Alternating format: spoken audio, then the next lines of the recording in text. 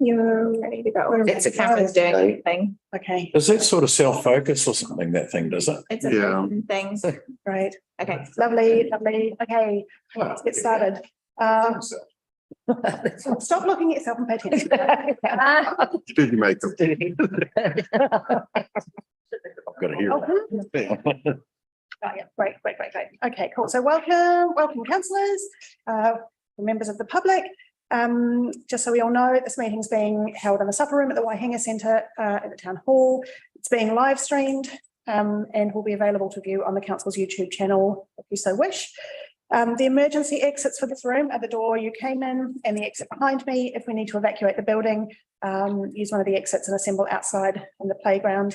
And please remain at the assembly area until the building has been confirmed clear. All right, so we'll move on to a karakia. Is there anybody who would like to open with a karakia? Are you happy for me to? Please. Lovely. Seconds. Just needed to check. Go on. So lovely. All right. Whakataka te hau ki te uru, whakataka te hau ki te tonga. Kia mā kina ki uta, kia mā taratara ki tai. E he aki ana te atawhura, he teo, he huka, he hauhu, ti he, hau. Lovely. Great. Okay. And do we have any apologies? Beautiful pronunciation. Thank you. I've been practicing. Beautiful. Great. I think we have an apology from Mayor Martin. Do I need to move on a second for that? Yep. I'll move that. Councillor Maynard and the seconder. Councillor McCauley. Great. All those in favour, please say aye. Aye. All those against, please say no. Motion is carried. I'm also aware that we might have some people coming and going through the day. I think there's some public who may show up at some point as well. Great. Do we have any conflicts of interest to declare? Right. Good. And I don't think we have any public participation today. Yes, unless anybody's feeling inspired. No, great. Okay, all right. So the next part is the, so we don't need actions from that. Yes. I just need to let you know, I just have to leave at 10:40. Perfect. Great. Just wave it like 10:40. Not 10:41, but 10:40. Do we have any extraordinary business? No. Great. Now moving into the confirmation of the minutes from the previous meeting and the forum. Do I have a mover to accept that the minutes of the Climate Changes Environment Committee meeting held on the 1st of March and the forum held on the 23rd of May 2023 are a true and correct record? We have a mover and we have a shaker. I wasn't here for this. So. Do we have a second? I can second that. I'll second that. Great. All those in Aye. those against? Great. Any matters arising from the previous minutes? Item B3, Madam Chair, Mhm. which was the community preparedness and resilience, which we responded to in this. Yeah. In with this report. Very comprehensively. Need to go into that or we just note it? I've just noted it because it's the first thing. This one, B1. Yeah. Okay, great.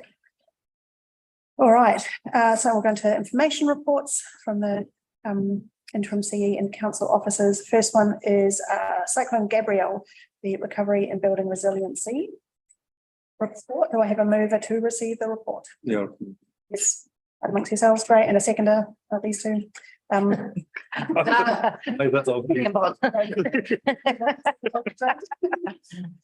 in favour, please say aye. Please say no. One. Drinking rules. Right. Fantastic. All right. So, Mr. Carter, Mr. Gardner, would you like to take the report as read if everybody's happy with that? So, very long and thorough report. Do you have anything that you would like to? Yes, add? so just to give some oversight, some initial insights, and then I'll invite Nigel into the discussion as well. So obviously, Cyclone Gabrielle was one of various severe weather events that we have encountered over the last 18 months to 2 years, which have had quite a significant impact on our district and the wider region. Locally, we've experienced the issues with Hinakura, Tora, and some of our more vulnerable communities. Quite often, this has meant that our rural communities and in some cases, our urban communities are left to clean up the damage and to make ready their own bit of the district. And obviously council has a significant part to play in ensuring that longer term resilience to support our communities. These high intensity weather events, however, are just one form of emergency situation that our district may face at some point in time. And with that in mind, we're using these more recent events as a reference point to see how we can improve further in terms of building our resilience within our communities. With Cyclone Gabriel in particular, there was a setup of the Wairarapa Recovery Governance Committee, which consisted of each of the chairs, so each of the mayors from the three councils, representatives of Ngāti Kahungunu and Rangitāne were also part of that governance group. We had a councillor from Greater Wellington as well, which was part of the group. A regional public services commissioner that was representing government agency input as well. And because there was MB funding associated with the recovery effort, we had a Wairarapa business representative as well to make sure that we had a broad representation. This governance committee has been fed into by the Wairarapa Recovery Office, and Nigel Carter sat beside me as the recovery manager for South Wairarapa. He's one of the three recovery managers, and he's going to be expanding further on the efforts of the recovery office in a short while. Interrupt you Yes, for a second. I just wanted to welcome you to. Thank you for coming. Great. I had to do a school drop off. We're fine. And the funding that's been drawn upon to disseminate or distribute through the governance committee has come from two different sources: the Mayoral Relief Fund and the MB central government funding as well. And there's been a reasonably significant amount of that. What I'm going to do now is just invite Nigel to talk to the issue around future resilience, and then we'll play a little bit of tag team on certain points which I feel are particularly pertinent to this group, because they are significant factors that will need to be thought about in terms of our wider work of council. So Nigel, let's start.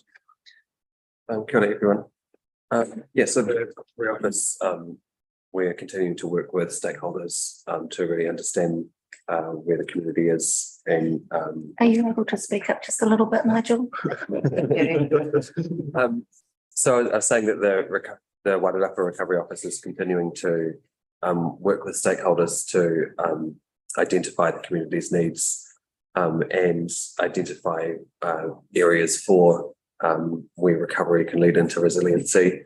The issues that they're experiencing now, if we work on them, that we can improve the future state. Just a couple of examples of projects that we've got going at the moment. We've got both psychological and physical health support, which we're really happy to have been successful in getting that going. So we've got somebody who's been employed to go out to especially rural areas and that support. And then the other one, which is more relevant to Masterton, they're looking at land categorisation for damaged land. So it's only applies to Masterton because they've had may not be safe and has to be categorised as such. But it's really interesting for us and for all other districts that it's possible that we could be in this position in the future. So seeing how that's going close to home in Masterton and also in further north, it's really interesting to see that process. So on that second point, sorry. May I just ask them, you said that that there's someone now available that's going out to the rural communities and speaking to them, and was that through central government funding that we've been able to do that, or and hire someone? Yes, we applied specifically for that project to central Fantastic. government, and it's being coordinated through East Coast Rural Support Trust. I was Oh, going to ask. brilliant. Yeah, they're great. Yeah, I'm glad they're I was involved. actually going to ask what role they play, Yeah. because they played this role, Yeah. particularly in the past. Yeah, they've taken a significant part in it. Amazing job. Yeah. They really do. Absolutely. Yeah. And federated farmers are also very closely involved as well in those discussions. Can I just ask a quick couple of questions? Just if that's okay, through you, Madam Chair, just as you talk through, because my memory is not as sharp as it used to be. So just in terms, Paul mentioned, you mentioned about the Mayoral Relief Fund and other sources, and I note in the report that that's quite substantially oversubscribed. That's right. Given the funds that were available as against the need for the funds. Was there a mechanism to try and increase that level of funding from any other source? The Mayoral Relief Fund was a very difficult challenge to overcome because, as you've quite rightly pointed out, it is oversubscribed. The decision had to be made as to, and it was discussed actually at the governance group, whether to keep it running or whether to bring it to a close, because at what point does recovery move into resilience is the question. That's a difficult conversation to have. So it's not a carte blanche. No, it's not a case of not continuing with something. I think what needs to be talked about as we move into that more resilience phase is that how do we build sufficient resources, not just monetary resources, but other resources to help respond to situations where the need is clearly there. Because what we learned from already from this Cyclone Gabriel was it did take a little bit of time, not too long, I might add, only a couple of weeks, but it's a couple of weeks. It's a long time when you're in an emergency situation, especially for the people who are suffering, to actually set up the fund and actually get the contributions into it. So that is something certainly we'll be looking to bring back to council at some point in terms of a wider resilience plan. We have used the kinds of requests that came through, even though we couldn't give away, we didn't have enough money to fund all of them. The kinds of requests that came through were really helpful in informing future activities and getting a better understanding of what those needs were. Right. So working with the stakeholders I mentioned, so East Coast Rural Support Trust, MPA, MSD, Federated Farmers, we've talked with them about what they're experiencing, what they're seeing in the community, but then also looked at these applications that we've got and understood needs from there. We have considered, I think there's been an application or a consideration for a project where we would look to get funding from Central to help private landowners with things that they're still struggling with, which they probably would have been helped if there was more money in those funds. But it's not an approved project yet, and it's kind of So would it be fair to say, sorry, through you, Madam Chair, fair to say that obviously the events that occurred with Cyclone Gabriel and Napier Hawke's Bay along that coast there probably overshadowed a larger need for us here in the Wairarapa, apart from Tanui. Probably Tanui was identified as a significant event out there, whereas we probably at the bottom end of the East Coast didn't have the same level of impact, so therefore we probably didn't. The physical, you're quite right, Councillor. The physical impact seemed to outweigh the conversation around the psychological impact that it was having on our communities. The issue of connectivity of our communities, which is one of the things we want to talk about in a second. Just because there wasn't significant infrastructure damage does not mean that our district and our region wasn't affected. Most certainly. On the issue of land categorisation, this is really contentious issue at the moment that Masterton are having to face, and we're going to have to really think about moving forward of how land that is deemed as being unusable for residential purposes, how that is funded, because the central government are not coming wholly to the party in terms of purchase of such land, and are looking to councils to part fund the purchase of unusable land. You call it land Land categorisation. So has that changed from sort of land retreat or? Yeah, that's different again. So, Okay. yeah. Yeah. So this is where there, where there has been a house, but now can't be, because it's in the floodway. So just as to get it really. Yeah, high level summary, I think, Nigel, if you can just kind of. So it's about whether the land is safe to continue to live on. And so when there's been, So moving forward, so where it has been So- decided that it so was when- safe in the past. when there's been damage to, this particularly to dwellings or impact on dwellings.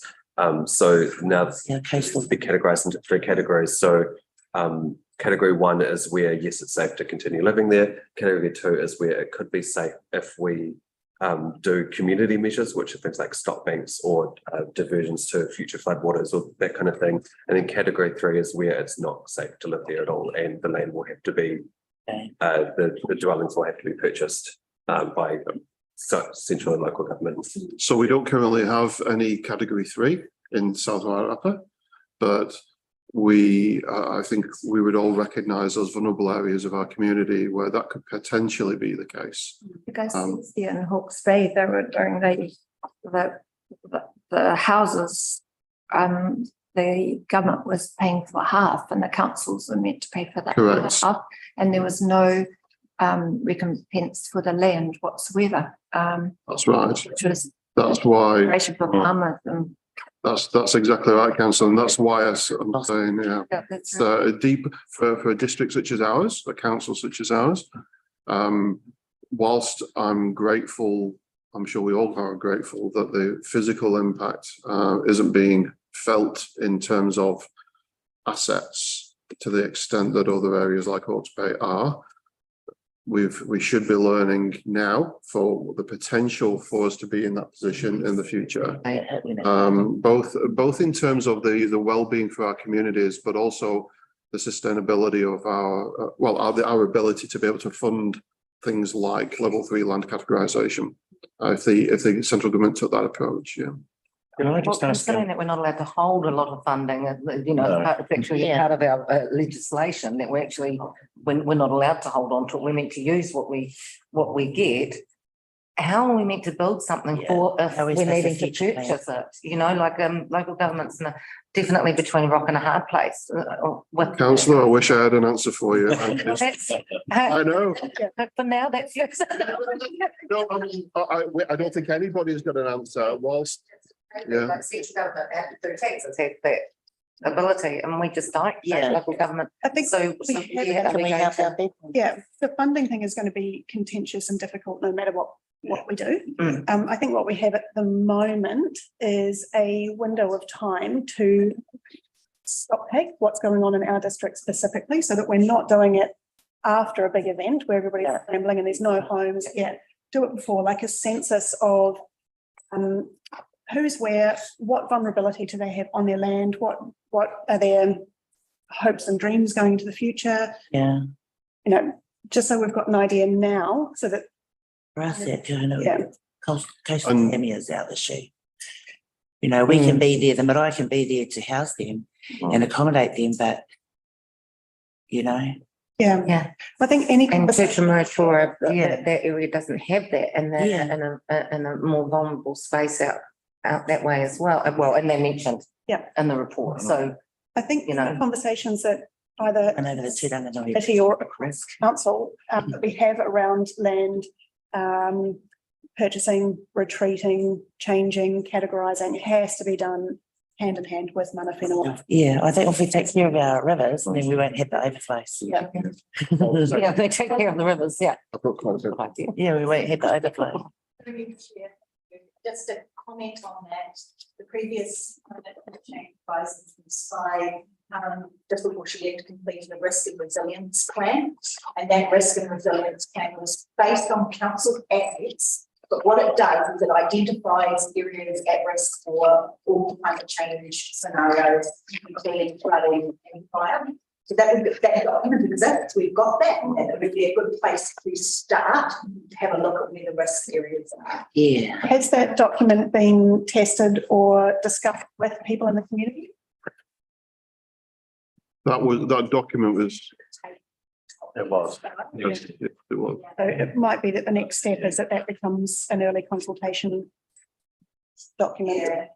See, one of the things that concerns me is we talk about what happens with flooding and eroding and our networks, and but we haven't had the conversation yet about storm surge and sea level rise, Yeah. because their vulnerability is right down our coastline, and particularly our south coast, and we've seen that through our network. Been a lot of forestry down there. So I guess that, and these things can happen overnight. I mean, they're not.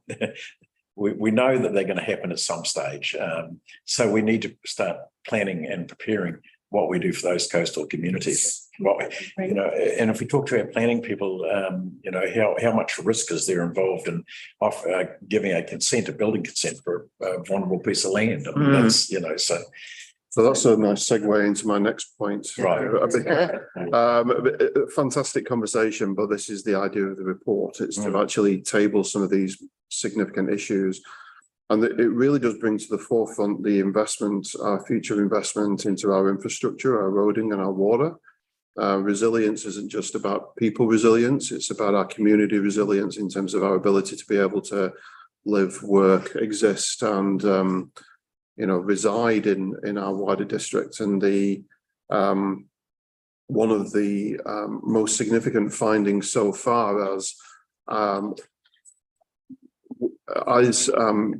maybe the inadequate level of resilience in our physical assets.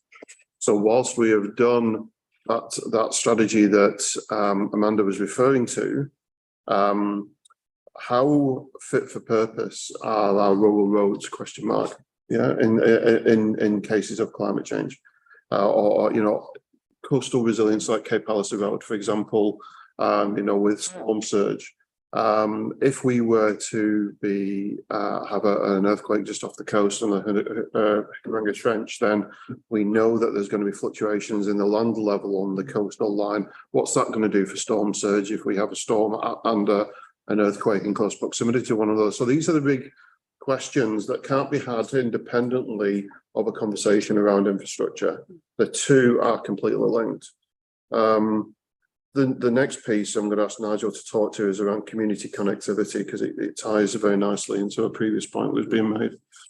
Nigel? So we've got a few different projects to try and increase community connectivity, both in the physical infrastructure of it. So looking at what kind of technology exists in various parts of our district where community could continue to be connected after an event, but also looking at how communities connect with each other. So in our towns, we've got the community emergency hubs, and we're really pushing those models. And in the more rural areas, we're probably looking at something less formal and more trying to encourage the people that already have connections to think about those in terms of emergency management and resilience.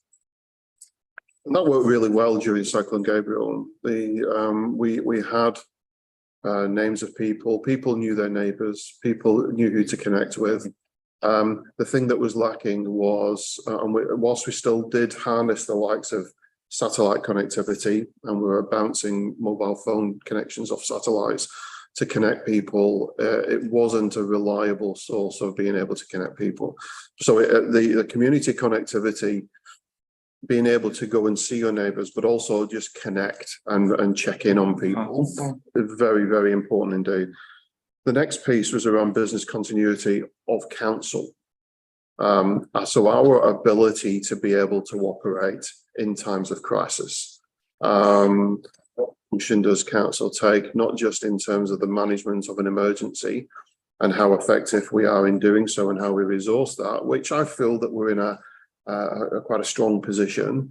But then in terms of our physical buildings, how do we make sure that we're able to appropriately manage response and keep operating within our core areas of council? And under the Emergency Management Act, we have a few things that we need to continue doing during cases of an emergency. So it's starting to raise these issues to the surface now, and it needn't be a severe weather event. It might be an earthquake, and that's a complete game changer when you're dealing with a situation like that. And then the final point really is around awareness campaigns. So Nigel, we've been doing some of that, haven't we? Yeah. So the first thing to mention is the work we've been doing with each community board. So we had the Greytown event previously, and we're about to have Martin Borough community preparedness event, and so we've got some activities around that. Last week there was a community meeting to try and get people interested in talking to each other about how they can be prepared. Coming up, we've got leadership in disaster, a course run by Remo. Sorry, Nigel, could you explain that event a bit more? The last one or the next one? The last one. The one, no, you said that you had a local. Martin Borough Community Board. Yeah. Yeah, Community. yeah. Oh, right. So they've got the posters up everywhere, and I believe there was 23 that came to the one just to get an understanding. Yeah. And then so for not really knowing exactly what it was about, that was still a so that was quite a good turnout. Just to pop in and get an understanding, and then so it's going to get fed out for the next event, which is it next week? Yeah, so that's the leadership of disaster course, where we're trying to encourage community to understand that Superman doesn't play and everybody is capable of looking after each other. Great talent was A recent. lot of Yeah. fun to have Yeah. fun here too. And then we've got the actual hub day. And we're also, and then so after that, we're going to have our eyes on Featherston to go through another program of activities there with the community board. We are planning a hui with each of the three marae to talk about how marae do manaakitanga in after an event and how we can work together with council places. So really looking forward to that. There's the Remo public awareness campaigns across the Wellington region. So we had Penelope here a few months back. Coming up, there's one in Wellington called the Long Walk Home, which where people are there's a physical walk between Wellington and Whanidua. We really kind of encourage. We're trying to buy into and support Remo in those public awareness events that they're doing. And a future one that we've talked about in the recovery office is awareness with rural landowners, especially farmers, about how they use their land that's adjacent to our infrastructure, particularly our roading infrastructure, and the impact that the usage of that land can have on the roads. So that's something in the future. About our disabled community. Our disabled community, a large disabled community, yeah. Wheelchairs and that, how about something where they can be informed as well? So we see this as being really the start of the process. We need to really, in the nicest possible way, segment all aspects of our community and understand their needs. Yeah. And it's what is very clear for us. It's not about council doing things to the community; it's doing things with the community. And to do that, we have to be around the table and having that conversation. So it's a very different approach to what's happened in previous years, where council has been seen as a superhero by some parts of the community, at least anyway, that just kind of flies in to save the day. But that's certainly not the case. And I think that's been shown time and time again, that the community, when they're mobilised and when they mobilise themselves, it provides the best outcome. Yeah. So there's a lot to be learned from our experiences around COVID and the weather events, most certainly. I think So it's really good. anyone that is disabled, blind, deaf, anyone that's, you know, hearing, we need to make sure that just Yeah, that everyone's aware. Mm. I think that's. I can bring the it most up important. now, Yeah. because I'm the part of the Wairarapa Waikaha community. So, and that's a big group and goes over to Wellington as well. So I can bring it up with them, how we can help them.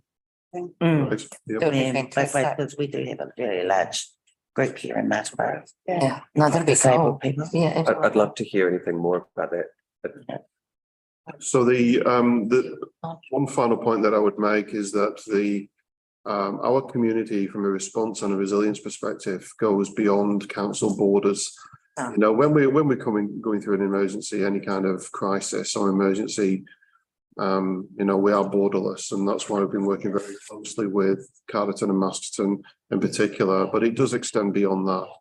When we look to access routes in and out of the Wairarapa region, you know, we do have very significant risks associated with our roading network coming into the Wairarapa region, which may restrict food lines in the case of an emergency, or, you know, access to fuel. So the more we can become self-sustainable and community orientated, the better. Strength is within, it's not when we're looking outside. Yeah. That's fine. May I just ask a question? Does council have anything so that they're able to carry on with like to be able to set for council? Do we have anything like that? Yeah. To ensure that we're able to keep going? We have different types of things that we'll need access to. So, for example, councillors will be aware that we moved a lot of our IT network off-site to be cloud-based. That was another reason for us doing it. So we'd be able to continue to operate. And if the office was flooded out. If the office is flooded out. Yeah, actually, our server room is probably the safest place in the whole building. If you want to go and get somewhere that's dry, you go there. But you're quite right, though. We do have generators in places, and actually one of the biggest suppliers of generators, smaller generators, though I might add, they're not all capable of running an organisation. Is within the Wairarapa, is within South Wairarapa. So there are people, but again, it's just about knowledge of what is out there. Yeah. It's that stock take you were referring to before, Chair. Fantastic. And if we set ourselves up now, we'll be ready for the next one. Just one final point, because obviously the report that was compiled from Remo, it must have been, covered the major event. And quite a comprehensive report, I must admit. So the Wairarapa features obviously in a small segment, but in the debrief phase, were you or Nigel invited? Or was that? Most certainly, yeah. So CE and operational levels were engaged in that debrief. And learnings from it. lots of learnings, and we had a certain amount of it was a bit clunky on occasions, but the fact that I was really quite proud on how South Wairarapa contributed in a much more meaningful way than they've ever been able to do before. We provide so much more resource. You know, from our building control team, we're excellent. Amanda even spent some time over there. You know, we mobilized anybody and everybody that we could. But yes, certainly we all contributed to it. The next step for this will be, okay, we're looking at this now from a Wairarapa perspective, well, a regional, then a Wairarapa perspective. What does that mean for South Wairarapa? And because whilst our council, in the case of an emergency, is boundaryless, we do need to understand what it means for our resourcing and both cash and otherwise. So could I just wondered, Nigel, I wondered if you'd looked at anything like the author would be any use, because there's a large number of people in South Wairarapa who have got solar generation and batteries. So I mean, if there was power outages and things were needed emergency. Some people have got quite a lot of capacity, as long as it hasn't been cloudy days for Yeah. 5 days, which sometimes Oh, get like the whole home. Like last summer, yeah. Yeah, but I just wondered if it could be a useful resource to have a catalogue of those. Yeah, I think as well, sorry, don't mean to interject, but under the Emergency Management Act, actually, that becomes our enabler to capture or get hold of or utilise things like that. Power sources, generators, Councillor Menard, you referenced before. The priority becomes emergency vehicles, you know, ambulances being able to get to and from patients, the fire brigade, so on and so forth. They need diesel, you know, so we're not going to be allowing people to just go on their holidays and things, you know, if there's an emergency happening. So that becomes the mechanism by which we then operate. And then what you're quite right, understanding where those amenities exist within the community is really very important. yeah. And Sorry. can I just Be lucky we finish answering that question? Just Sure, and then, one- yeah, Ms Bradley afterwards. One last, it's really important that we have the section 5 of the Community Emergency Hub guides up to date. And so in those guides, each and the community boards are working on getting these up to date. And so that's where you have in there all the things in the community that could be helpful and what the vulnerabilities are. So it's really important that we do have those up to date. Yeah. Because it may be that the council might not be able to provide it, but actually, you know, but That's right. this might have it to be able to help run a hub, you And know. what you were talking about, Paul, is kind of the critical, Okay. in what do we do to protect public safety? We might need to step in and use some of those things, but the point of the hubs and having those hub guides up to date is that the community, when they're looking after each other, that outside of that critical response, or in parallel to that, they can use that. Yeah.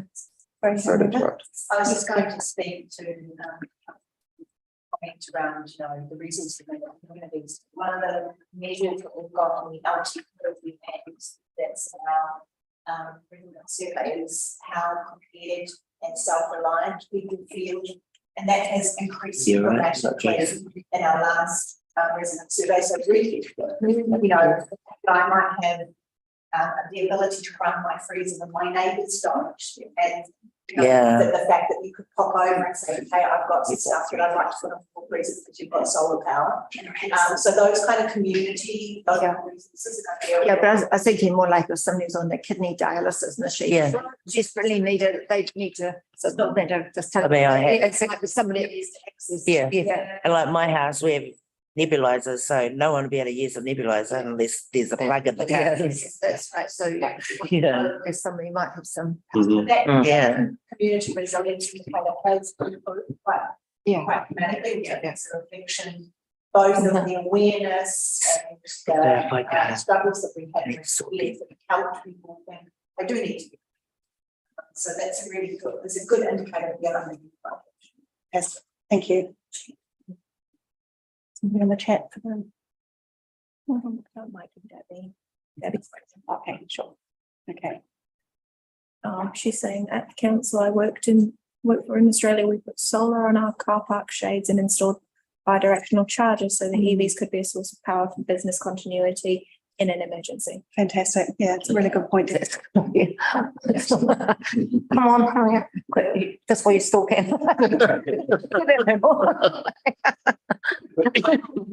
There- That was it. Thank you, Chair. Yes. Thank you very much. Thank you, you know, Got to take the next awesome, it's a great update, thank you. Mm. All right. Item B2, great. Okay, so updates from previous committee forum, considering report B2. Do I have a mover to receive the report? Yep, I'm happy to do that. Bosley and the seconder, Scott Olds. All those in favour, please say aye. Right. Say no. Ms Bradley, to add anything to the report. I guess this is just a bit of, when we had that forum last time and we collected those notes and we just wrote a whole lot of stuff on the whiteboard, it was just a bit of an idea around how we because quite often you do that work and it disappears and nobody has it. Yeah, it's not captured. So I wanted to try and capture it in a way. It's not really a report. I wrote it as a memo, just to collect the information, but I think it's quite helpful. So the water systems change is just one model that we could think about when you're trying to change embedded systems. There are other models, including Te Ao Māori models that look at this, including one that Wellington Regional Council is using. And they're just different ways of looking at how you can structure your interventions to ensure that you're ticking all the boxes that are going to make a real difference, that are going to have an impact. And as we go through the LTP process, I guess it's just thinking about, have we got the appropriate interventions in the right place? Are we clear about who's responsible for what? Because obviously this is one of those wicked problems that you've got a number of players at a table, obviously. We're not responsible for everything. We can't solve this problem by ourselves. So it's just a bit of a picture around starting to think about how those interventions are structured, and that the way that we think about them, those what's it described as, Colin's got it, mental models, the way that we think about solving problems is also a really important part, which we quite nicely, or you guys quite nicely captured in that conversation last time. Oh, this is cool. It's great. This is really good. Yeah, Thank you. it is. So the next step in this process would be to drill down in some detail.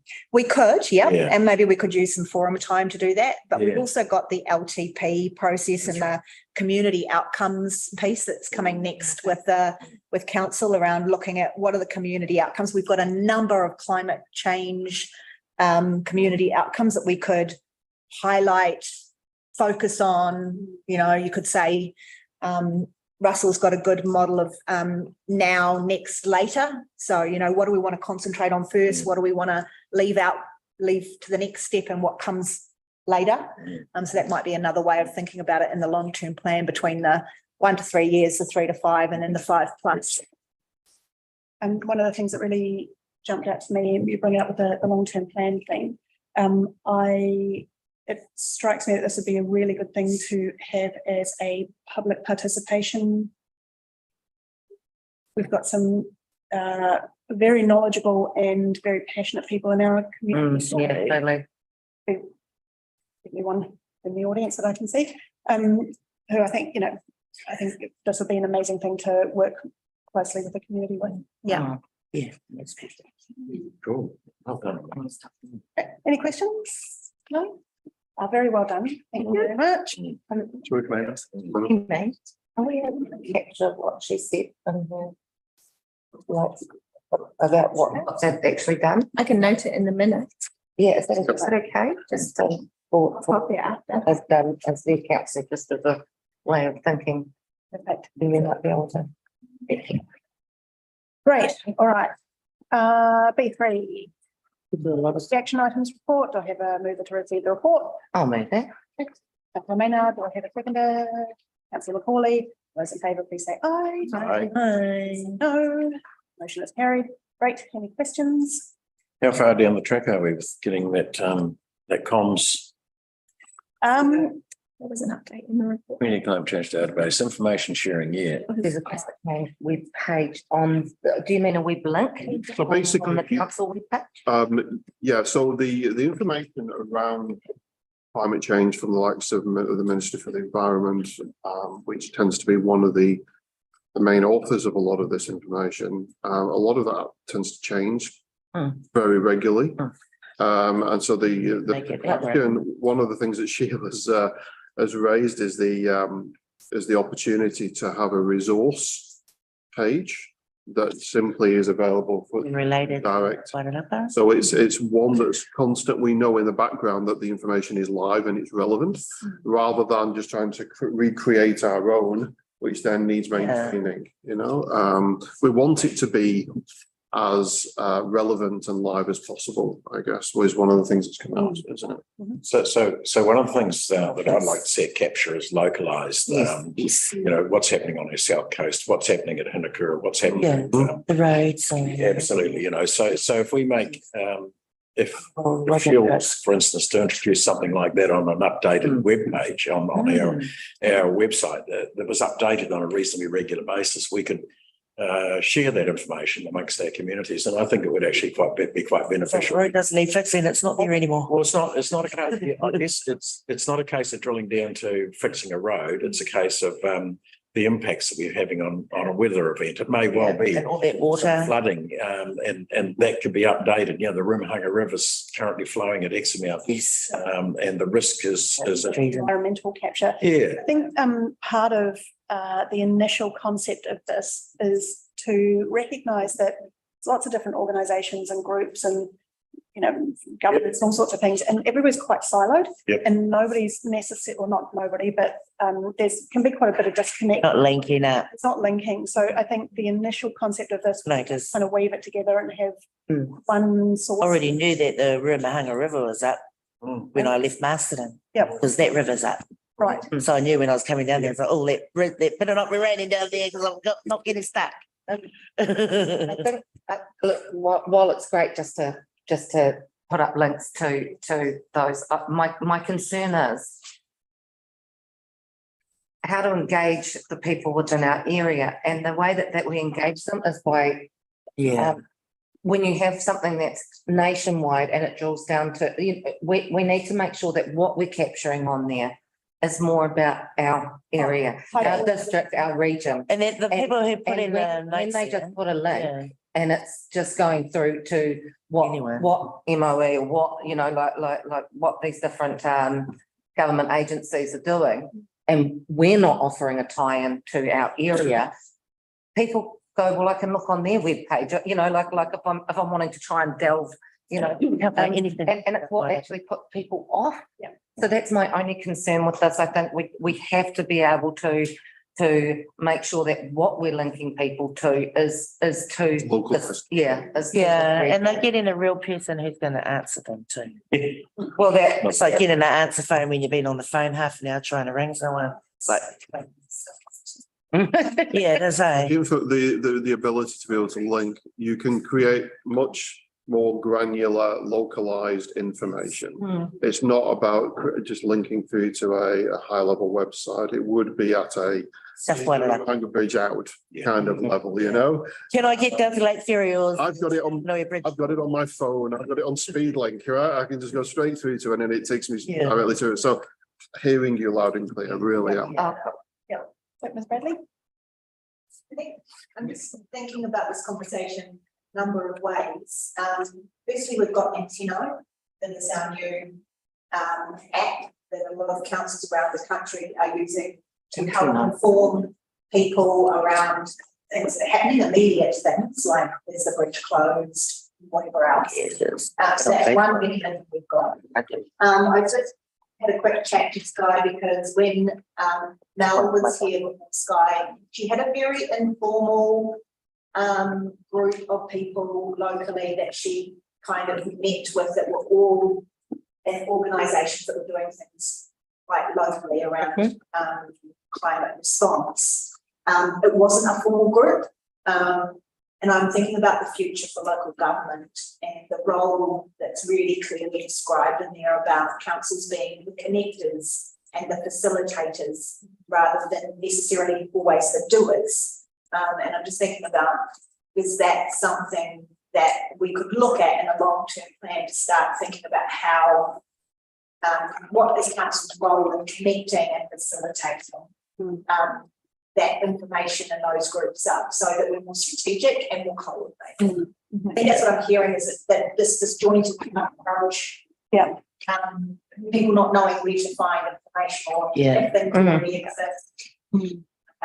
So if I may, Madam Chair, I saw a couple of questionable eyes when Antenna was mentioned, so I thought I'd just add a bit of context. This was only a week ago, so that's why you probably won't know about it. Breaking news. So we've just invested, might add, very low cost. Yes,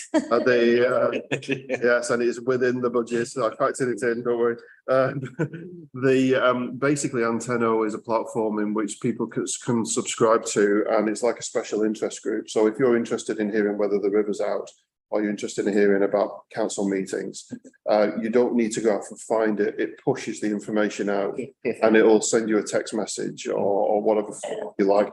You can report things on your phone directly to inquiries. I've got that. Right, so if you see something, you can take a picture of it and it'll go through to the inquiries inbox. So it's putting the, going with it anyway. It's not all live at the moment, which is why we haven't brought it to you, so you're aware of it. But it's just a demonstration of how we're looking at new ways in which we can provide anytime, anywhere information to. That actually was really useful during the Gabriel, because I couldn't get out to Pirinor to find out how our whānau were doing out there, so that's how I did it. Right. That antenna. Right. Oh, great. Tonight. Yeah. So I found out how everybody was out there, Yeah. because I couldn't get them over the phone or the coastal one. Oh, so it's gave you the connection to. So, yeah, so I gave them, and they'll soon, oh, yeah, everybody's okay out there.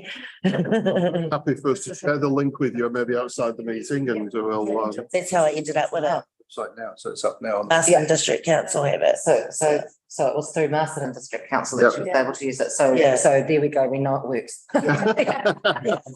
Great. And that's how they got in touch with me. Yeah, that's great. That's great. Yeah, That's fantastic.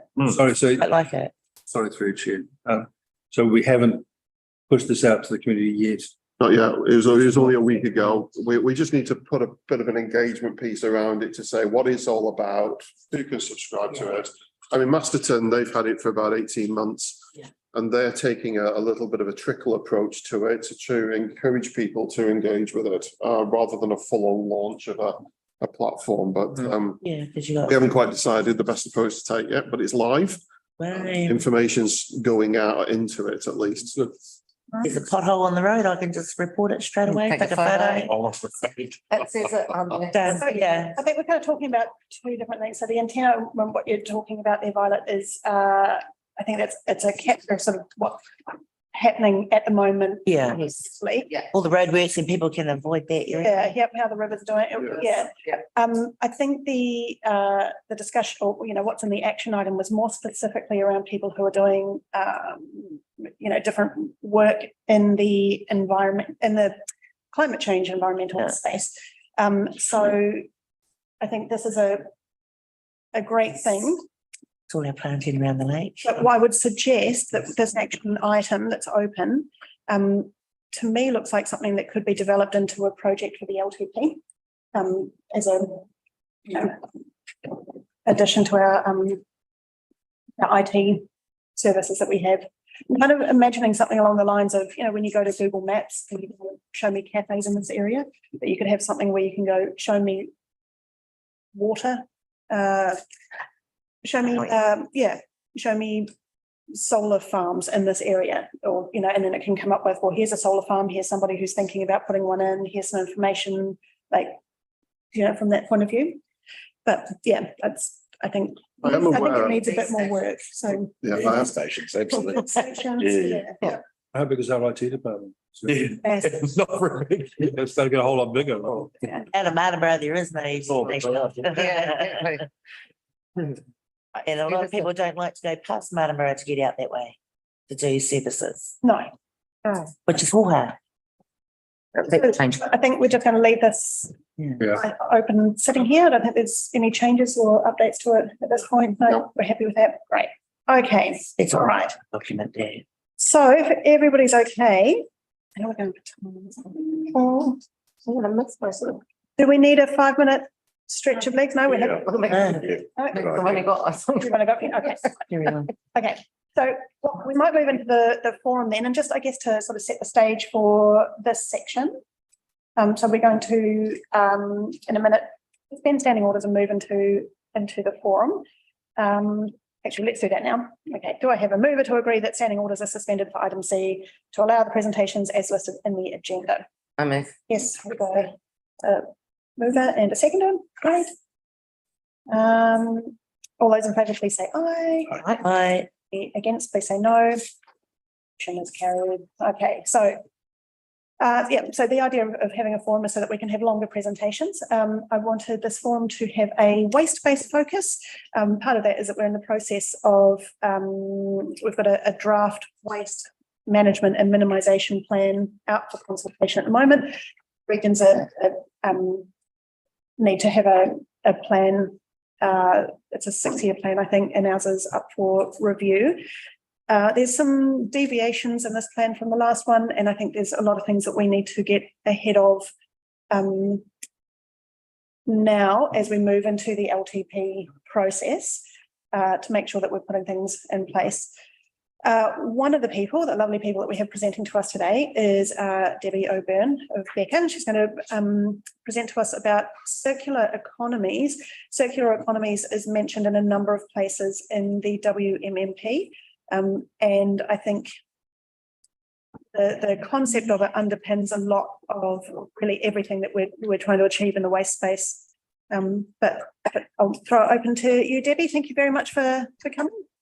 Thank you very much. I'm just going to share my slides. That's always the moment of, can you enable me to share, Amy? Yeah. If there's anybody sitting down the back who'd like to bring chairs up and come around to see the screen. We could also tilt the screen a bit more. Yeah, might just go back and hang on a bit. Can you see my slide? Great, Debbie, thank you. Yep, cool. Tēnā koutou katoa, no Ireland, aho ara no Dublin, ko Sugarloaf te maunga, ko Liffey te awa, ko Celt te iwi, ko Debbie toko ingoa, ngā mihi nui kia koutou. Thank you everybody for inviting me along today to talk about something that I'm deeply passionate about. I did my master's thesis in the circular economy 10 years ago, and it was a bit of a lonely flag waving exercise. It wasn't really on the radar in New Zealand, but that has changed significantly, particularly over the last couple of years. So what I'm planning to do is just give you a little bit of background information. It's still a new concept, a new understanding for most people. So I'm going to give you just a brief introduction of some of the key principles, and then what's kind of starting to happen in New Zealand from a policy context, and then kind of ground it in, well, what does that look like in practice? And myself and a colleague were lucky to be invited to the World Circular Economy Forum in Helsinki this year. We just got back a couple of months ago. So I'm just going to talk to you a little bit about some of the learnings from that. And I'm hoping that we'll have some time for Q&A at the end, and more than happy to share the slides at the end. So if that's of interest, you don't need to keep taking pictures, which is what I do when I'm not sure that the slides are going to be shared. So I just wanted to ground the conversation in something called Earth Overshoot Day, and this will make sense as we work through the slides.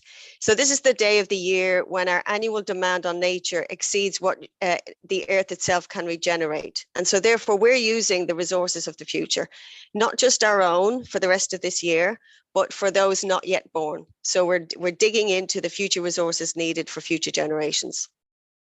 In 1970, we weren't actually doing too bad. It was the middle of, I think it was the 14th of December. But every year since then, we have trended in the wrong direction. And the Earth Overshoot Day is getting earlier and earlier and earlier. So this year it was the 2nd of August globally. We had a little bit of a benefit for COVID a few years ago when we stopped flying and a lot of the factories in Asia shut down. But we're pretty much back to where we were before COVID. And so, like I said, the average day of the year is the 2nd of August this year. Last year was July 30th. But that is very different. There's a lot of divergence across different countries. So New Zealand is April 19th. And that means since April 19th, not August 2nd, which is only a few weeks ago, New Zealand has been chewing into the resources of the future. So this is really, really important for us to understand Earth systems as the challenge. Yes, carbon is a part of it, but there's lots of other challenges. Some of those other planetary boundaries are struggling. So I'm going to just give a brief overview of what the circular economy is. And the easiest way to do that is to compare it to the economy we've got now, which is linear. It's largely unfolded over hundreds of years with no deliberate strategy or design in mind. So what we've ended up with is something that has a, real cradle to grave approach, waste to landfill, single use. And when I talk about single use, I'm not just talking about our cups and our straws. I'm talking about things like our dishwashers and our refrigerators and, things that our grandparents would have owned for, multiple decades and be repaired and maintained. We biff them. I think the average fridge lasts 7 to 9 years.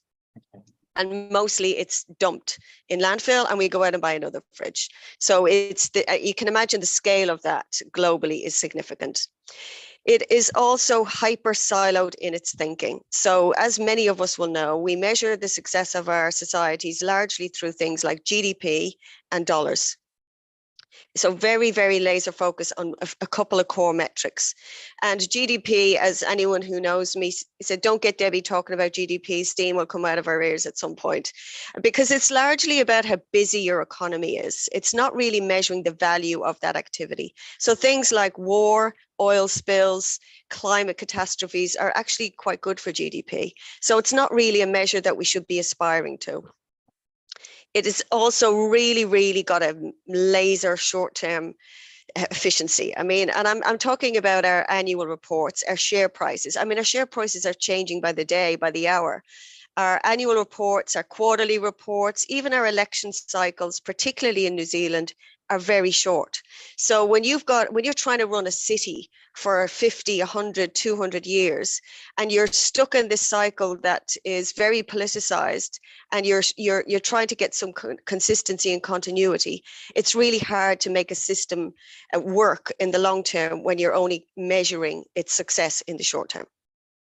I'm not going to go into powered by fossil fuels in any great detail. I think we all know the challenges around that. But the revenue model itself in a circular economy is part of the problem.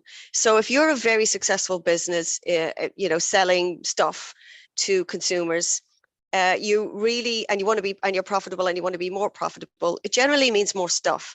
It generally means selling more widgets and gadgets, and then you clip the ticket for every widget or gadget that you sell. So now you've got a volume and consumption mindset in order to be profitable. And I'll show you a couple of examples of that later. A circular economy, on the other hand, is trying to flip that model on its head. So it's trying to get more to a cradle to cradle approach. So imagine a city that had no landfill. Every element and component and system in the city would need to be redesigned, because there's no over there. There is no trash you could dump all this stuff at the end of life. So it's trying to get this idea that these assets and materials and products need to be cascaded in multiple cycles. And that has to be baked in at the design stage. Anyone working in waste, or repair will tell you the way it's designed now is getting in our own way of multiple uses. It's stuck together. The materials we use, they're toxic. They pull apart and they rip each element apart. So that is not a good way to design. So, and if you think about it, we're doing a lot of designing with waste at the moment, and that's really waiting for something to be a problem, largely plastic, and then we try and make cool stuff out of it. And I'm not saying we shouldn't do that, but if the bath is overflowing in your bathroom, the first thing you do is you turn off the tap. If we don't get to the design end of these challenges, we're always going to be the ambulance at the bottom of the cliff, trying to solve a problem that is complex and difficult and often doesn't have a good value proposition for a business. So we need to look at it much more holistically. A circular economy is also looking to think more in systems. So that shift to systems thinking that we're starting to see and hear about more commonly now is really, really good, because we need to measure success of the system itself. So we're seeing things like the Sustainable Development Goals, which looks at water, education, poverty, carbon, lots and lots of different metrics of how we should measure success. And the IR is the integrated reporting framework that is starting to come through, largely driven by the financial sector, to be fair, because they see the systemic risks now to just having a hyper focus on financial capital. So they're looking at something called the 6 capitals: natural capital, built capital, knowledge capital, social capital, all the other really important things that feed into an ecosystem that it needs to be successful. The long-term resiliency is really topical at the moment. In a farming perspective, that would be looked at as making sure that the system can cope with a shock like a flood or a drought, and not trying to get maximum yield all the time. And I think what we learned from COVID more broadly is hyper-efficient systems are very, very brittle. They don't cope well with shocks. And we saw that with the empty shelves all over, the country, when our supply chain was interrupted. So we need to look at what does the system need to be resilient, not necessarily lowest cost, most efficient. Again, I'm not going to talk too long about powered by renewables because, you know, we know what the shift, the energy transition that's underway. And the revenue model in the circular economy is part of the solution. So instead of trying to push lots of throughput and widgets and gadgets through the system, we're trying to sell value and performance. And an example of that would be lighting as a service, air conditioning as a service. Even the likes of Boeing no longer sell their engines to airlines anymore. They just charge for use of the engine by the mile. And something more typically that we're used to, like 20 years ago, maybe even not that long, we would have had CDs and tapes to listen to music, and now we're streaming. So that we're starting to see, actually, we just want to listen to music. We don't necessarily want to own a video machine or a CD player. So we're starting to move to that completely different business model. So what are the principles of a circular economy? There are three key principles that have been refined over time, but they're largely broadly agreed. And that is to design out waste and pollution, and carbon is seen as a form of pollution. So that would fit in that decarb net zero conversation would fit in there. Keeping products and materials in use at their highest possible value, and regenerating natural systems. And I think that's in recognition that sustainability is very well and good if you're happy with the status quo and you want to sustain it. But we actually broke a lot of things along the way that we have to fix, and nature is one of those. And I don't just mean nature itself, but human aspect of that. The social fabric of societies, in the 50s in America, it looks very different than now because jobs were shipped overseas. So when we don't consider the broader perspective, we create unintended consequences across the system. I wanted to talk just very briefly about emissions and how it relates to a circular economy. So we probably are hearing lots and lots of decarbonisation conversations, and they're largely focused on energy transition. So getting off fossil fuels, moving to renewables, hydro, all of the much more ecologically safer forms of energy. But even if we solved that problem immediately and quickly, we still have a major issue with the 45% of our materials and the things that we use every day that are contributing to that. And it's not just the energy used to make them, it's the supply chain, the extraction, all of those other things that need to be addressed. So we have to have a plan to address that. And so what we're starting to see in the emissions conversation is this scope 3. So scope 1 and 2, if you're not familiar with the greenhouse gas protocol, is basically fuel that you use or energy that you buy from the grid if you're not directly using fuel. And scope 3 is pretty much everything else. So our whole supply chain, everything that we use, the stuff that we build our roads from, the paper, the computers, everything that we use as part of everyday life is the hard stuff in scope 3. And that needs to have a plan. And I'll talk a little bit about that later. I'm not going to go into this in any great detail. It's really just to give you a sense of the seismic shift, the paradigm shift that's happening all across the world, shifting to a circular economy. And, it's happening at a department level, an organization, city, national, international, and it's starting to play out in regulation. And I've got a slide later from our European trip that will talk to that. So this is the language of economics is now moving from linear to circular, and our businesses and our economics of the future will much more directly reflect that. I wanted to mention some of the amazing resources that are available on these websites for cities to transition.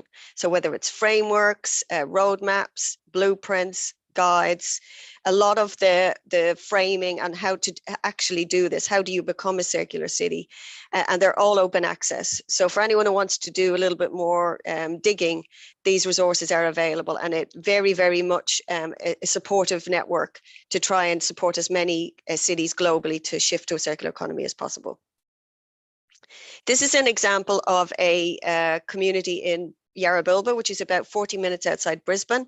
And the reason I want to mention it is because it's a huge developer-led community. I think 40,000 people will live here over the next 25, 30 years. But they have started this site with circular economy principles in mind. So solar on the roofs, really, really good way to divert waste from landfill. Some of those business models I spoke of, so the whiteware as a service, I think it's $2 $2 a week, and that includes your package. And the advantage to doing that is for people who go for the cheapest appliance rather than the most energy efficient appliance, they can get access to those types of whiteware, so that overall the community will be have a much smaller ecological footprint. And then they're looking at things like community solar, urban farms, even setting up relationships with universities to do some research and feed that back into how this community would develop over time. I wanted to mention this because I'm reading about it in almost every newspaper. There's some story of a major series of projects being halted for environmental reasons. And this one is actually in Wales, where $50 billion worth of roading infrastructure projects were halted because they could not meet the carbon budgets that had been set. So I think we're going to see more and more of that. And Wales is a particularly good example because they were the first country to have a minister who was responsible for decisions on behalf of future generations. So when you look back to that Earth Overshoot Day slide I showed you earlier, there's no voices for people who are either really young, not old enough to vote, or not even here yet. And if we don't start to think about what's in it for them, and not only what's in it for us, we're going to really struggle to hand over a future worth aspiring to for our young people. And I think we need to be cognizant of that and how that is playing out in younger generations' participation in politics and the economy. In regards to what's happening in New Zealand, suffice to say there's a lot, which is great. So we've got the new waste strategy has embedding circular thinking into the heart of that strategy. The Advanced Manufacturing Industry Transformation Plan has it as a focus area. The Infrastructure Commission, it's one of the 5 key focus areas for them, including having a Te Māori perspective.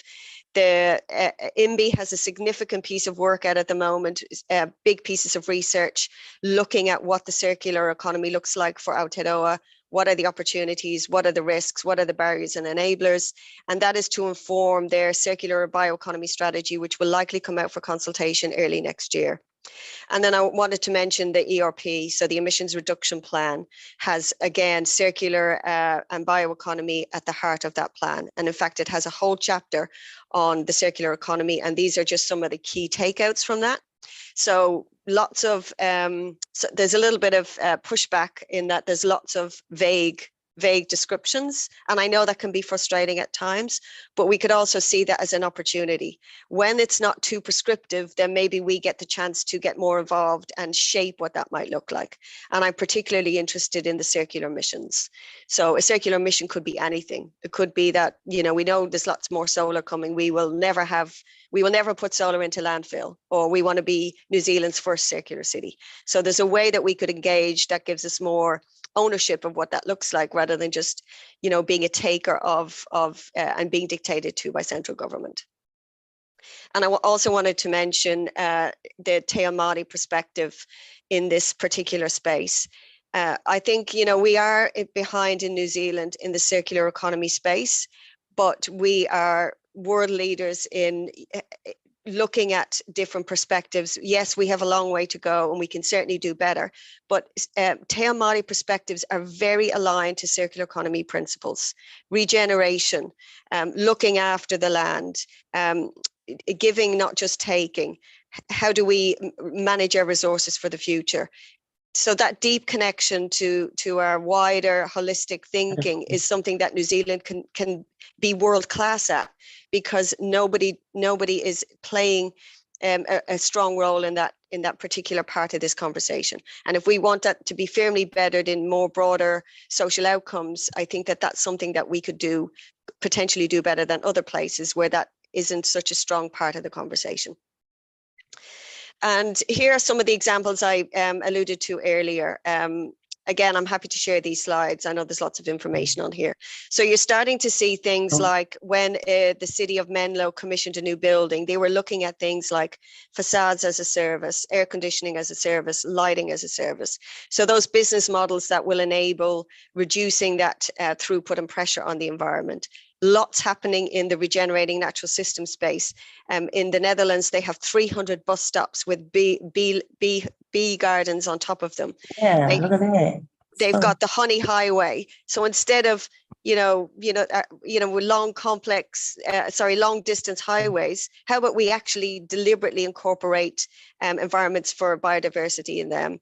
How do we welcome nature back into the heart of our cities, trees, recognizing the value of these ecosystems. And I guess the other things, there's lots happening in the roading space in particular. And I'm going to give you some examples of some really innovative stuff happening in the Netherlands around that. So there's a lot happening in lots of different spaces, lots of resources available. And I wanted to mention asset management because it's kind of a latecomer to the circular economy conversation. But we did, one of my colleagues and I did a presentation at the IPWIR conference this year on how asset management can be a key enabler for the circular economy. And we are about to build new assets, including roads and lots of other infrastructure that we need to have a mindset of, okay, this is an asset that we want to manage in a circular way over time. And this, the QR code, which I'll put in, which is in this, you can get this whole report. So it goes into really good detail about how that actual structure might work. We've got to stop separating capital, operations, asset management into different conversations in different departments, and more holistically look at it as an opportunity to incorporate and integrate circular economy principles and thinking into how we run our business. And I just wanted to mention some of the stuff. So we were very lucky. We got to attend the World Circular Economy Forum in Helsinki, and we actually got to attend, piggyback on the back of an Australian circular economy tour to the Netherlands. And anyone who's familiar with circular economy thinking knows that the Netherlands are absolutely at the cutting edge. Any cool stuff that's happening in the circular economy, and they're doing a lot in the donut economy space too. So just thought it would be useful to share some insights from there. So what they are doing is they are connecting, and actually I had never heard this phrase before I went to Europe, the triple planetary crisis. I mean, I'm aware of them, but I hadn't seen them connected in this way. So climate change, biodiversity loss, and pollution and waste are now being corralled, if you will, and the circular economy action plan is at the heart of tackling all of those multiple overlapping challenges.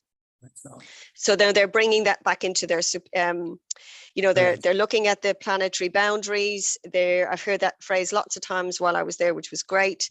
Looking at use of materials, how to reintegrate and cascade materials, and restoring biodiversity. We heard more about biodiversity in the few weeks we were there almost than we did about climate change and carbon, which just kind of shows where their thinking is at.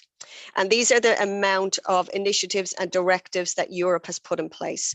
Now, some people ask, well, why does that matter to New Zealand? Some of it really, really deeply matters to New Zealand. The rubbish comes here. Sorry, what was that? The rubbish comes here. Some of it, but they won't take our stuff. They will not take our dairy products. They are creating a set of criteria that are circular and biodiversity enabled and carbon. So if you cannot articulate how your products are made and what they're made from and their impact on nature and on climate, you will not be able to ship them into the EU. So as a country like New Zealand, which is a massive exporter, it really matters what Europe does. So even eco-design is more around the built environment stuff. Like if you're making tiles or if you're making high-end products, they now have to meet all of the requirements that the European governments are bringing into play.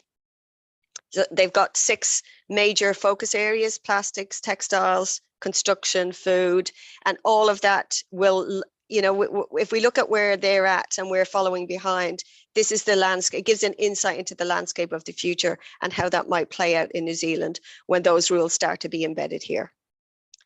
And again, I wanted to just show you what's going on in the construction sector, because all of these resources are open access. Anyone who wants to read a report on how to do this, circular procurement, they have created a book on how councils can implement circular procurement, all open access, all freely available. So if you've got some teams that are a little bit leaders in this space or leaders in this thinking, or organizations in the community who want to go a little bit faster than others, there's massive amount of resources available to help them figure out where the best efforts might be placed.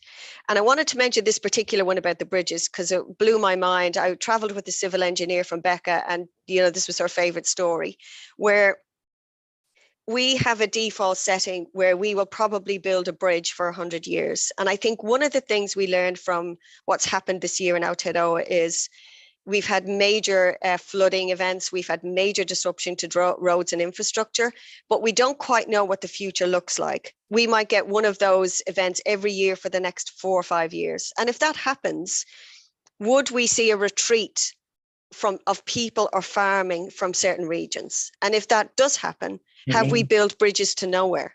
So what they have done is they have a bridge library where this bridge can be used for a period of time. And when it's no longer needed, it goes back into the bridge library. So they're making bridges modular, reusable, and I've been doing that for a long time. Sorry. Sorry, I can hear little bits of stuff, but I can't hear the full. I thought the army's been doing that for quite a long time. Yes, absolutely, absolutely. Precisely.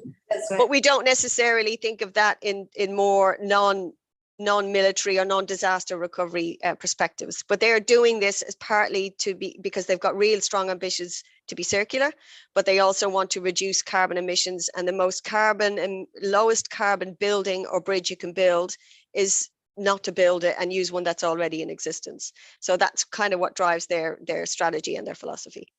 And the other thing is the bridges that are now incorporating natural materials. So generally cement is a major, major problem globally. It's getting a lot of attention in the press to decarbonize. And one of the ways to do that is to use materials that are not so dependent on Portland cement, which is most of the energy used in cement is the crushing the quarry stone to incorporate it into the material. So now they're using things like flax and hemp as a bio-based material, and New Zealand has lots of bio-base. So, you know, maybe in future we would be world leaders in how this works because we've got lots of natural resources to apply to that challenge. And here are just some of the key takeaways. The EU are making circular projects the norm. The future will be circular, the future will be green, or there will be no future, and strong focus on biodiversity. And I wanted to mention this briefly.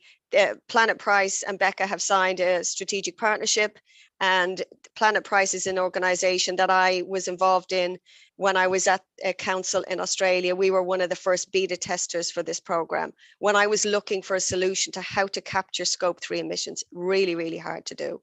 So what Planet Price does is it captures your greenhouse gas emissions, but it looks at all 9 planetary boundaries and incorporates them using a digital tool. So when we were a beta tester, we gave them all of the extract of all of our financial data from our system. I mean, most organizations have some kind of financial system. And then they came back and told us, based on that, what our Planet Price was. So it looks and it uses AI. So what would usually take months and months of analysis can be done in a couple of days. And so what we were able to do is show our community that, yes, we spent $170 million last year, but there was a Planet Price on top of that we didn't pay. And that was carbon, land use conversion, biodiversity loss, ocean acidification, all the things that we should care about. And then the second thing that it does is it enables you to compare different materials based on their Planet Price. So whether it's tiles or road infrastructure, road materials, because ultimately it's about decision making. If we want to do better and we want to decarbonize, how do we do that? What materials are we using? What negative impact does it have? And how do we drive that down? So we're currently running a case study with a council in Australia who are testing all the different material. I call it the road recipe. I'm sure the engineers would be horrified.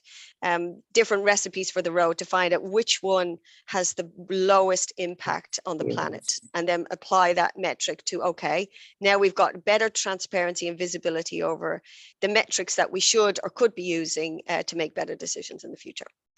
And that's it from me. I know that's a lot of information to cover. I do want to say that we all have a role to play in the circular economy transition, and that those quotes are directly from the emissions reduction plan, where local governments, central governments have a role to play, and so too does the private sector. So, you know, trying to open those conversations and start an avenue of dialogue to move the dial a little bit quicker. Amazing. Thank you very much. Thank you. I had the very good fortune to listen to you present this to our committee on the WMP a few months ago. Yes.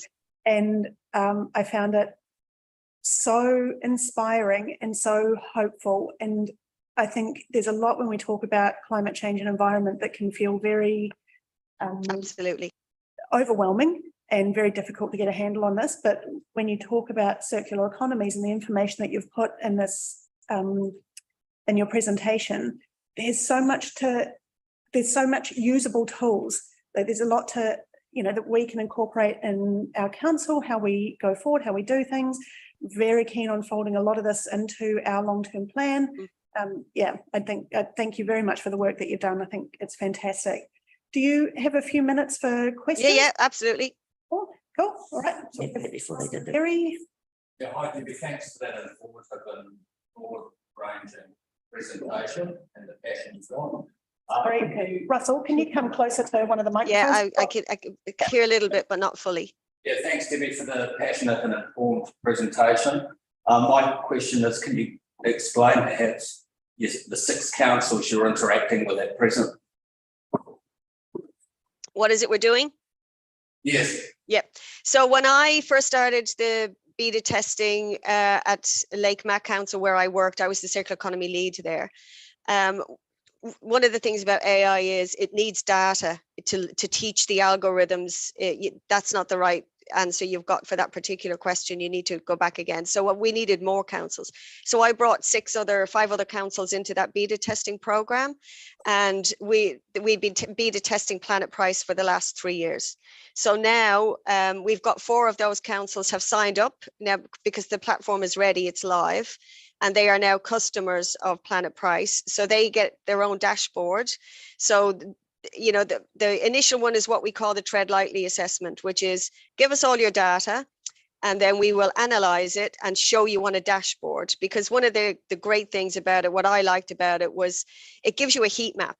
So I should have put that in the slide deck. I'll put it in the one that I share. The bigger the circle, the more you've spent dollar-wise, and the darker the red, the worse the impact is. So you can get a very simple visual to go, oh, these are made, this is where we've got a problem. And then if you flip that view, you can see your suppliers. Okay, so these are the suppliers that we work with, that we buy this stuff from. Let's go work with them to drive their supply chain changes so that they can change what is parts of their operation to bring that Planet Price down. So the product calculator is the opposite way, it's coming up. So if you've got a particular initiative on cement or some material that is one of your hotspots, then the tool allows you to either update or input. If you've got an EPD, which is an environmental product declaration, that can be just automatically uploaded. If you don't have, and lots of products don't, but we still use the same fields to do that analysis. And then it just gives you a way potentially to compare it. But something that we were part of in Lake Mac is something called joint organizations they have in Australia, where a bunch of 10 councils or up to, I can't remember, there's not a limit on the number, it's more the size. So we were part of the Hunter JO, and it's a legislation requirement for councils to cooperate around certain things. Often it's waste. Waste is, one of the first cabs off the rank generally. But our blue sky thinking was, one day we would put RFPs out into the market, and when we would ask that they please put their products through the Planet Price platform and include that in the bid. And so we wouldn't probably weight it up front, but we would go within 2 years, this will be a weighting. Because councils can't do everything, but procurement is a massive lever for change. So if you say within 2 years, we're going to be expecting you to have this information, and it will be considered in how we decide. And that's fairer to them, because one of the things the New South Wales government did was to put a mandate out for 30% of recycled content in roads of state significance or projects of state significance. But it also gave them the 10-year view of what the projects were, because now the supply chain can go, okay, that's big enough for us to invest $2 million in something to do whatever it is they're asking us to do. So it's trying to be more inclusive and collaborative about what the change needs to look like, and also give them the tools. And the amazing thing about AI is it can do in hours or a couple of days what would take months of analysis to do. So it does the grunty work, and it works well with messy data. And when we've had clients before where we've said, listen, your data is so poor, it'd take us months to clean it up before we could even do any analysis. And that's what AI despite we've heard some terrible things about AI, but AI has some really good things that it does too. So we're just trying to get, and I've always had a strong focus on decision-making tools. My view, and I've worked in public organizations most of my career, is people don't read strategies generally. Particularly staff, if you ask the engineers, most of that's still in-house in Australia, they don't read the environmental strategy, but if you give them a tool that helps them decide between different materials and go, can you please optimize for that, they will absolutely adopt that. So we focused on decision-making tools, making it as easy as possible to do what we've asked them to do, and incorporate it into their everyday work rather than an abstract concept or strategy on the side. I think, I'm not saying we shouldn't do strategies, they're critically important for engagement, but without the tools, they don't necessarily lead to fast change. So I hope that answered your question. Amazing. Debbie, I'm aware, I think you've got another meeting coming up at 11, is that right? They've just messaged me to say it's running late, so I've got another 5 minutes. Okay, great. Anybody else have any points that they want to ask? Any questions? No, I think you've blown everybody's mind. Just to reinforce your view on, I did a lecture for the university. I'm a guest lecturer at the university for the first year incoming students, and I got a really nice message afterwards where she said, listen, you've given them hope. Often after some of these presentations, particularly around climate change, they come away and they feel a bit deflated and it all seems and I think it is really, really important that we give our young people and our young professionals some agency and some hope that they can influence what the future looks like. So I think it's important for all of us to try and do that where we can. So I'm glad I hit the right mark. Yep, fantastic. Couldn't agree Okay, more. cool. Thank you for the invite. Very much, Debbie. You're welcome. New highway's a big fail then, isn't it? What's that? New highway's a big fail. Yeah, all that area where the flowers are growing. And now there's a big wire cable down the road.